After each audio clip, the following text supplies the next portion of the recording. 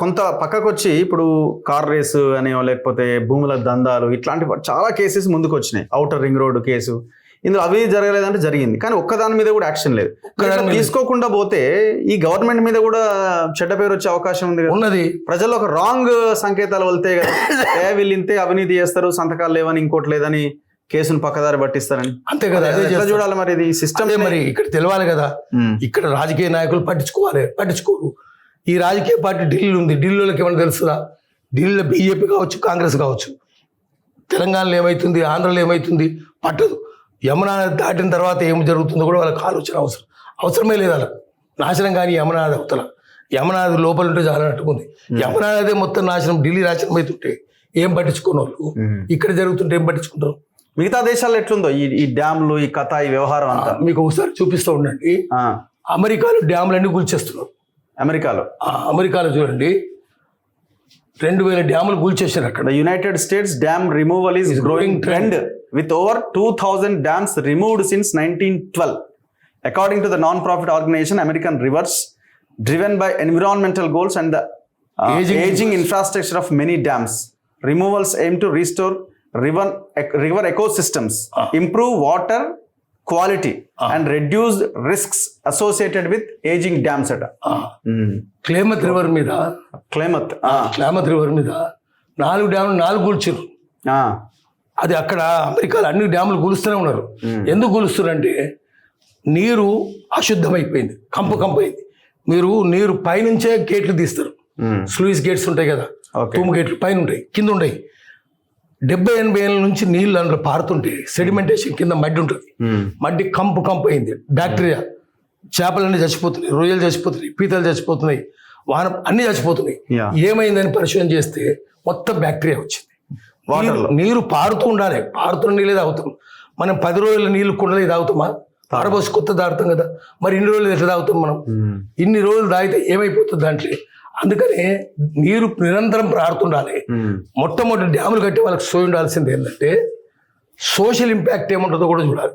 ఒక ప్రాజెక్ట్ కడితే సమాజం మీద ఎటువంటి ప్రభావం ఉంటుంది, ఎన్ని వేల మంది నిర్వాసులు అవుతారు. నారాయణ సార్ కడితే 200 గ్రామాలు మునిగిపోయినాయి. వాళ్ళకి పునరావాసం కల్పించిండ్రా, నష్టపరిహారం ఇచ్చిండ్రా, రిలీఫ్ అండ్ రిహాబిలిటేషన్ ఉందా? ఏమి లేదు. అదైంది. తర్వాత శ్రీశైలం కడితే 114 ఊర్లు మునిగిపోయినాయి. దాంట్లో 40 ఊర్లు చెంచుపెంటలు, వాళ్ళకి నష్టపరిహారం ఇచ్చారు. అదొకటి. ఇప్పుడు మనం చెప్తున్న కాళేశ్వరం దీనికి ఎన్ని భూములు పోయినాయి?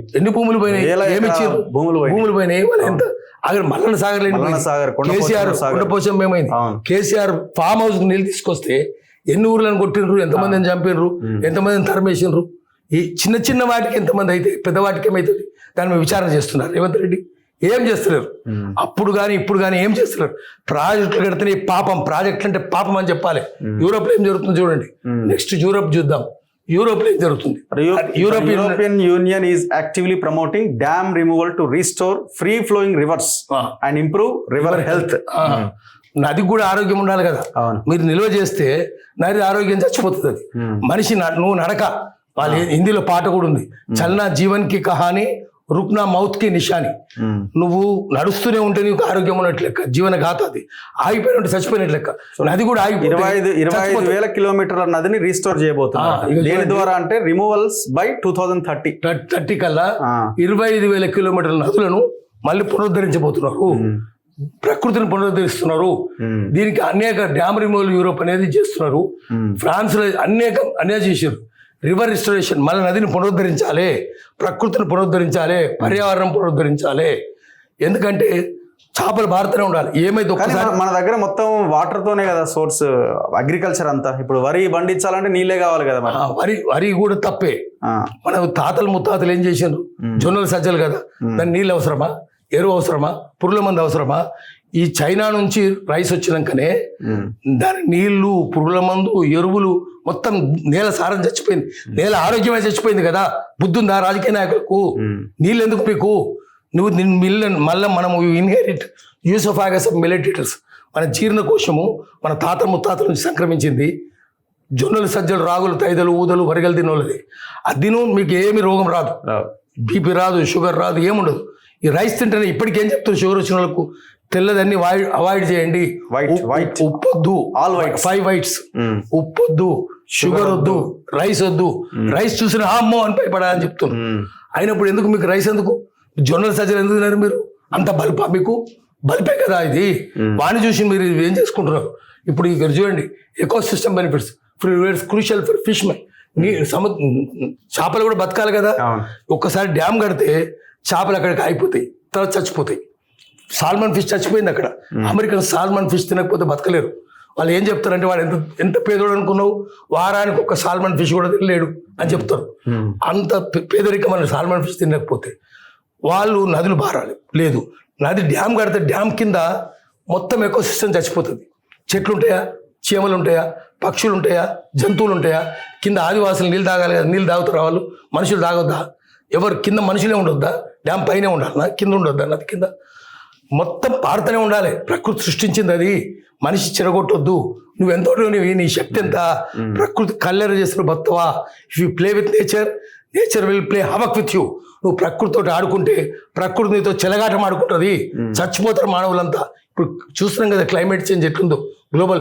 ఎప్పుడైనా 5 ఏళ్ళకి ఇంత వేడి ఉందా?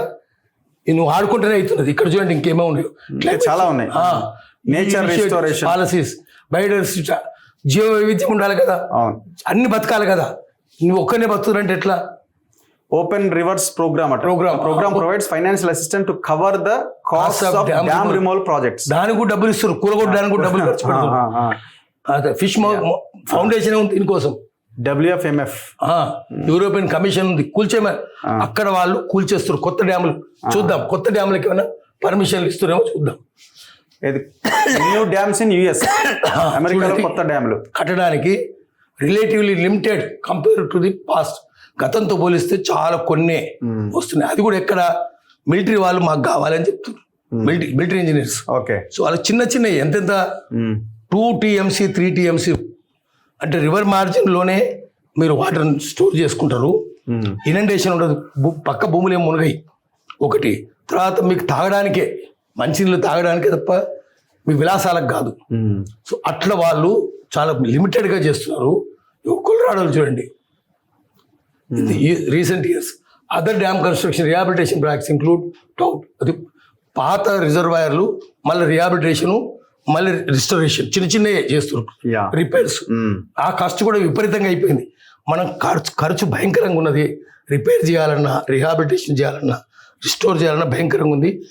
ఇది కాస్ట్ బెనిఫిట్ రేషియో చాలా తక్కువ. 10 రూపాయలు ఖర్చు పెడితే 10 రూపాయలు వస్తాయి, రావు. కాస్ట్ వల్ల వచ్చే బెనిఫిట్ తక్కువ అని చెప్తున్నారు. అందువల్ల కూడా చూడండి, first big dam removal in US involved Edwards dam removal in Kennebec river 1830. అప్పటిది కూల్చేసారు. హౌ టు రిమూవ్ డ్యామ్ ఎట్లా కూల్చాలి, ఇవన్నీ చెప్తూనే ఉన్నారు వాళ్ళంతా. సో సో సో డ్యాములు కూల్చేయాలంటారు. డ్యాములు కూల్చేయాలి, కూల్చేయకపోతే తప్పవుతుంది. అందుకని జనానికి చెప్పాలి, ప్రభుత్వాల మీద ఒత్తిడి తేవాలి. బడ్జెట్లో పెట్టొద్దు మీరు. బడ్జెట్లో ఎట్లా పెడతారు? IAS ఆఫీసర్ అందరూ కూర్చోబెట్టి, ఇంజనీర్స్ కూర్చోబెట్టి ఎంత అవుతుంది చెప్పండి, కాస్ట్ బెనిఫిట్ రేషియో ఏంది? ఇప్పుడు ఇది కాస్ట్ బెనిఫిట్ రేషియో కాదు, కాస్ట్ ఎంత పెంచాలన్న దాని మీద ఎందుకంటే కమిషన్ అంత మెగారెడ్డి డిసైడ్ చేస్తాడు. చర్చలంతా దాని మీద మెగా కృష్ణారెడ్డి డిసైడ్ చేస్తాడు. ఏమైనా పైపులకు పెంచొచ్చా, మోటార్లకు పెంచొచ్చా, మనం ఇటాచి మోటార్లు కొంటే ఎంత కమిషన్ వస్తుంది, మొత్తం కమిషనే. అది అయితే చిన్న జోక్ చెప్పుకొని ఆపేద్దాం. ఒక ముఖ్యమంత్రి, తెలంగాణ ముఖ్యమంత్రి అమెరికా పోయిండట. పోతే అక్కడ America senator, pro Indian senators ఉంటారు కదా, pro India, pro America, pro Pakistan, dinner పిలిచినట్టు బాంకెట్. వచ్చిండు ఆయన, వచ్చి చూసిండు ఇల్లు. ఆయన చెప్తుంటే వింటలేడు ఈయన ముఖ్యమంత్రి. ఏమిటి చూస్తున్నట్టు, ఇంత పెద్ద ఇల్లు ఎట్లా కట్టినావు అని చూస్తున్నాయి అన్నట్టు. ఏముంది ఆ సింపుల్ అని తీసుకొని పోయి టెరెస్ నుంచి చూసిండు. You see the reservoir over there, I see అన్నట్టు. 10% మ్యాన్, 10% కమిషన్తో ఇంత కట్టినా అన్నట్టు. ఓ అట్లా సంతోషమైంది, సంతోషంగా వచ్చిండు. 4 ఏళ్ల తర్వాత ఆ సెనేటర్ ఇండియాకి వచ్చినట్టు. ఆయన ఇండియాకి వచ్చి, ఈయన ముఖ్యమంత్రి. అప్పుడు ముఖ్యమంత్రి అయితే ఆయన డిన్నర్ పిలిచిండు. ఆయన చూసి, నా ఇల్లు అమెరికాలో పెద్దదన్నాడు ఆయన కానీ దిష్టి బొమ్మలాగా ఉంది, ఇదేంది ఇంత పెద్ద కట్టిండి, ఈయన పెద్ద ప్యాలెస్ ఇది అని నోరలు పెట్టి ఆయన ఏదో ఆలోచిస్తున్నాడు. ఏమైనా నువ్వేం ఆలోచిస్తున్నావు అంటే, నువ్వు ఇంత పెద్ద ఎట్లా కట్టి నువ్వు 4 ఏళ్ళని ఆలోచిస్తున్నాడు. నువ్వు నేర్పిన తినే కదా అన్నట్టు. ఏంటంటే రా నేను చూపిస్తానట్టు. తీసుకొని పోయి పైనుంచి బంగ్లా నుంచి కింద, you see the reservoir over there, అటు ఇటు చూసి ఐ డోంట్ సీ అన్నట్టు 100% మ్యాన్ అన్నట్టు అట్లా మొత్తం తినేసుడే. ఏం లేకున్నా కూడా ఏం లేకపోయినా ఏం ఉండదు. కట్టినట్టు చెప్పడం అట్లీస్ట్ కడతాడు ఆడ. కడతాడు. వీళ్ళు కట్టకుండా లేపేసి చేసి ఆఖరికి ఇప్పుడు మనం అన్నారం సుందిల్లా మేడిగడ్డ ఉత్త అది పోటంకిన్ విలేజ్ అంటారు. ఒక ఒక అంతే. సినిమా సెట్టింగ్ లాగానే ఉన్నది. సినిమా సెట్టింగ్ అవి 3 అంతే. తక్కినవి కూడా అన్ని సినిమా సెట్టింగ్లే. రేపు అవి కూడా ఉన్నాయి. మొత్తం డ్రామా చేసి రాపించుకొని తింటారు. దీంట్లో అందరు ఐఏఎస్ అధికారులు, ఇంజనీర్లు, కాంట్రాక్ట్, జైలు పోవడాలు అట్లాంటివి ఏముండవు. ఏముండవు. అంతే. అది కూడా పోటంకిన్ విలేజ్ లాగానే ఉంటుంది. డ్రామా చేస్తారు, ఫోటో చూపిస్తారు. ఇప్పుడు ఏ వచ్చింది కదా ఆర్టిఫిషియల్. ఇంకో 2 నెలలు నడుస్తుంది ఎపిసోడ్ అంతా. ఇక విచారణ అయిపోయి ఆయన నోటి ఎంక్వైరీ అయ్యేలోపు మీడియా అంతా హడావుడి హంగామా.